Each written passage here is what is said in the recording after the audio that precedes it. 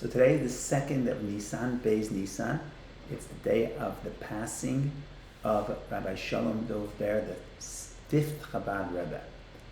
And there's so much to say about the 5th Chabad Rebbe, there's so much to say about his teachings. I just want to quote a little passage from one of his discourses. And in this discourse, it discusses the superiority of the things that actually, in fact, seem lower. So one of the things that the Kabbalah and Hasidism do is they tell you that you have to look beneath the surface. And often something that seems to be at a lower spiritual level really has a higher spiritual source. And in this discourse, amongst other things, we talk about the difference between the body and the soul. And the soul is spiritual, the soul wants to ascend upward. The body is physical. What forces the soul to descend and enter the body and give life to the body? And the Chasidic answer is that the soul senses the superiority of the body. The soul senses that even though when you look at the surface, spirituality is higher and closer to God than the physical realm, but at the source, the physical has a higher source.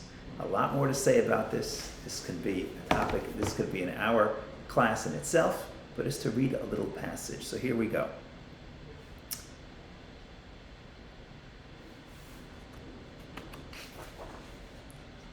This idea is expressed in the verse, "For the Lord your God is a consuming fire," which compares godliness to fire.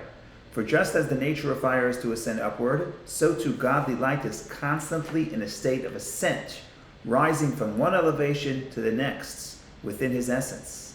And it does not wish to descend below. In the same way, every spiritual being is constantly in the state of ascent. The definition of spirituality is that it seeks to go higher, not lower. Nevertheless, the soul descends and draws itself forth to give life to the body. Now the soul is compelled to descend, contrary to its nature, as in the saying from the Ethics of the Fathers, "Against your will you are alive." For the soul lives inside the body against its will, contrary to its nature and essential desire. So in other words, the soul naturally wants to go to heaven. Why is the soul on earth? Because it's against its will. So if someone is coercing it, what is coercing the soul to enter the body?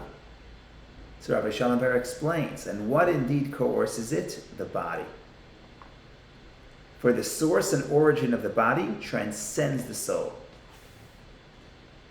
Indeed, the soul stems from the level of godliness that permeates the worlds, while the source of the physical body is the infinite light which transcends all worlds.